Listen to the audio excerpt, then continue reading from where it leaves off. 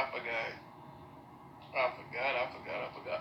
And I saw something on the news, and I'm always the person talking about something. You gotta vote for your local elections. You gotta vote for your local elections, and I don't forgot it was even fucking. I even forgot it was time to fucking vote. I forgot that they was so concerned about paying the damn rent. I forgot to even vote. Damn, I feel like a dumbass. Sorry, but wow. And I was on here talking about somebody about voting, whatever, and I didn't even go vote. I didn't because I forgot. Shit, I really feel bad. All right, I'm over it. So now, what I wanted to talk about was the Atlanta race riots that happened in 1906. I haven't heard, I really never heard of it until like last week. Because in history, they didn't teach us any of that. I don't remember hearing about it in a history book. I don't ever remember hearing about anything about it. From what we've known of it, the only thing from what I've known from Atlanta was it was in Georgia, and black people, pretty much black people was, it was a black city, and Martin Luther King lived here, I mean, this is stuff I'm hearing from Philadelphia, but they never told us about the Atlanta race riots. No. And do I got a scratch on my neck? Somebody's trying to kill me, and I didn't even know about it. I don't even know where the fuck this came from. But what I want to say, okay. I couldn't imagine, and I always try to put myself back then. I couldn't imagine walking down the street and somebody bumping into me and just walking by me. I couldn't imagine me being called nigger as my name. Not nigga. Nigger as my name. Hey, nigger, come here. Hey, boy. Boy, what are you doing around here, boy? I couldn't imagine that. I sit up here and talk about and bitch and complain about how I feel like I'm being treated unjustly now. But to my grandfather and my grandmother and my great grandfather and my great grandmother, I know for a fact on my Davis family, on my Davis side, my great great grandmother had to be in slavery because my grandmother was born in 1923. So yeah, so if my grandmother wasn't in it, my great grandma probably just escaped it or was probably the product after it on the Davis side. Well, the Thompson side. I'm talking about the Thompson side of the family. We really don't talk much about that. We really don't talk much about that, about them, the Thompsons. I need to call my Aunt Betty. But yeah, and I just couldn't imagine it. I just couldn't imagine. I know today we take a lot of things for granted, like our freedom. We take our freedom for granted. And the thing of it is, if you really think about it, just only by me, I'm not saying that it's fact or anything, but when it comes down to it should cost if freedom should be free, it shouldn't even be it shouldn't even be something that we should celebrate. When someone is born into this world, like they don't belong to no one but their parents.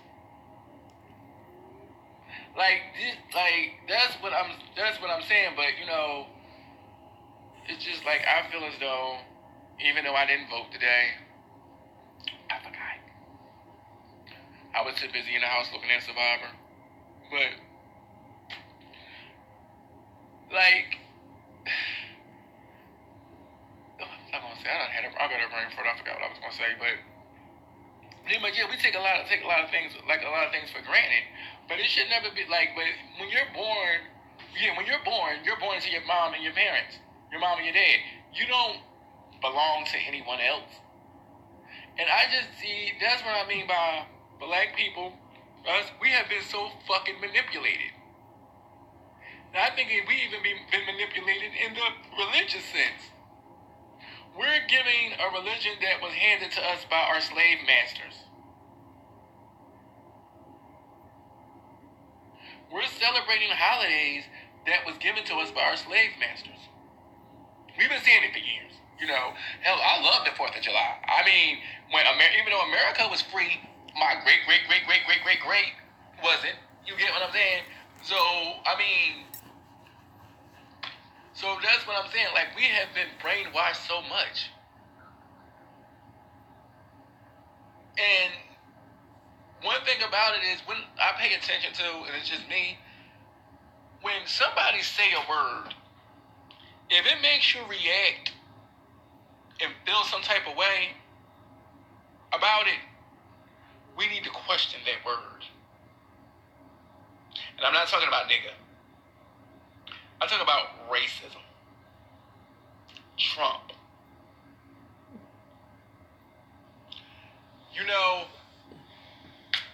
And I don't stand for Trump. I'm indifferent to Trump.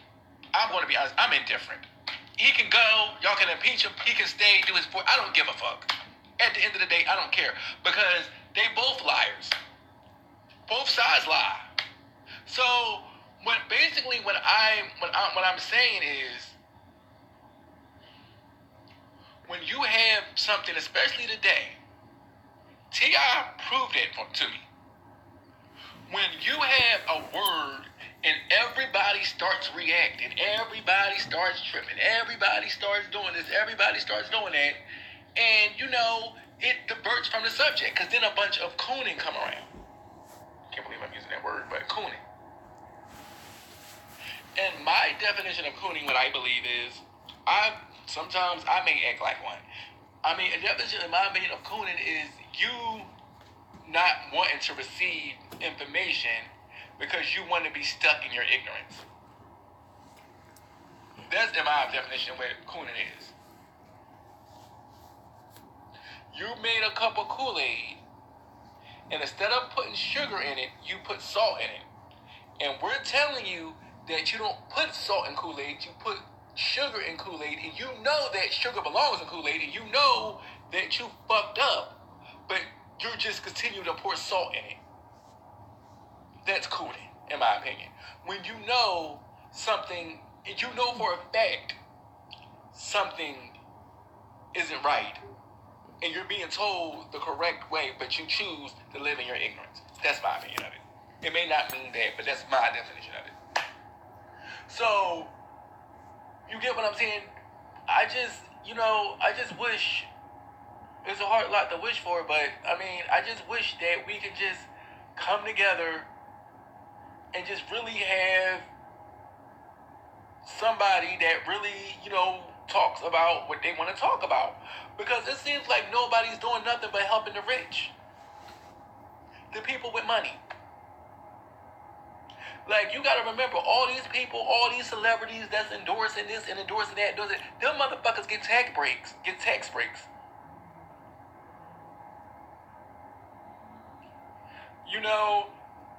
It's just, I don't know, man. Like, what I'm curious is, us as black people, in the beginning, when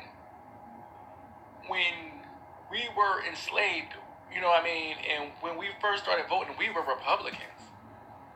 The Democratic Party didn't come around until, I want to say, I could be wrong, but I think I want to say in the late 1800s or early to mid 1900s, because I know Lincoln was the first Republican. And if I'm not mistaken, I could be wrong. I used to know all this shit, but I believe the first Democrat was Coolidge. No. I could be wrong. I don't. Sure. But that's the thing. I want to know, when does us as people switch from being Republicans to Democrats? That's what I'm curious about. I was always raised to vote Democratic, so I always vote Democratic. But my question is, to me, it seems like I said, the Republicans only give a fuck about We know who they care about. And it seems like the Democrats only care about money to keep to themselves.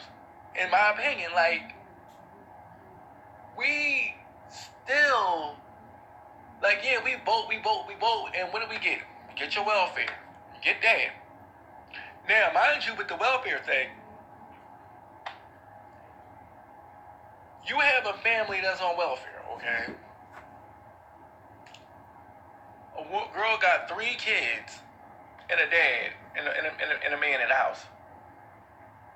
If I'm wrong, somebody correct me. If she goes out and apply for food stamps, what's going to happen? They're going to put the dad on child support. Even if he's in the household. Well, if he's in a household, you ain't getting shit. So for you to get food stamps, your dad, he can't live here. Okay. So what happens is he has to pay child support. So let's say if he got 3 kids, I don't know how it ranges in child support, but let's say he got 3 kids, right? Let's say he paid $900 a month in child support. He working, jobs cut back, he gets laid off. Now he can't make his child support payments on time. Now he gets dragged to court. Now not only he's in court, now he goes to jail, he gets locked up. And still being charged with child support. Not even just that, he gotta still pay his back child support, pay off court fees. You get what I'm saying? It's just like, I don't see how that's helping anybody. I don't see how that helps anybody. But at least you get your food stamps. At least you get your welfare, It's just, I don't know, man. Like, it's just like, don't you get tired of having the same old fucking rhetoric with this shit? Like, don't you just get tired of it? Then with the gentrification going on. Maybe Atlanta used to be the spot where you could come to. When I moved to Atlanta in 2008, I came down here with maybe $3,000 that I saved up of my own money because ain't nobody ever give me shit. I came down here with about $3,000 to look for an apartment and to transfer and talk to the store manager about transferring to Walmart.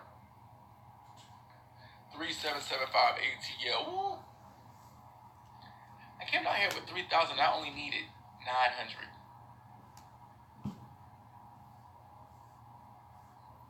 Got my apartment, got my job, got all that in one swoop. One fucking day. One day. I was ecstatic. I went back home and told my aunt, I bet I got the apartment, I'm moving in. She couldn't believe it. But to say that back then things were different.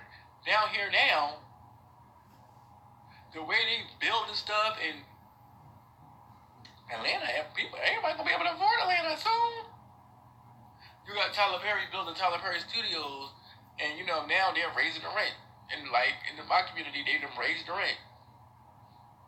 Shit, that motherfucker need to be. I'm about to go fill out an application. I'm not bullshitting. I'm about to fill out an application at Tyler Perry Studios. Shit, but you know what? I'm talking shit. I probably need to do that, and I actually might get hired. I'm sitting here talking about it. I need to do it. I'm gonna give it a try. What else could I be told? But no, But that's the whole thing. Like, man, I just want us to do better. I mean, I understand we got a lot of shit, a lot of trauma with us. A video that I'm still trying to do, but I can't do by myself. I'm going to need somebody to help me out with that.